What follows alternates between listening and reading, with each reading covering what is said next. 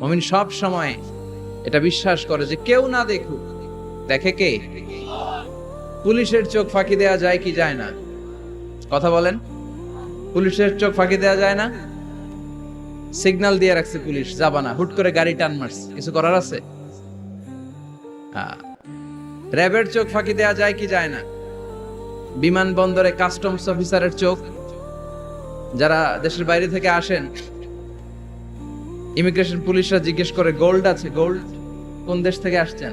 গোল্ডের বার আছে? তো তাদের চোখ ফাঁকি দিয়ে অনেকে দেশের বাইরে থেকে গোল্ড নিয়ে আসে। কত বড় টাকা আছে না নাই? দেখেন, ওদের চোখও ফাঁকি দেয়া যায়।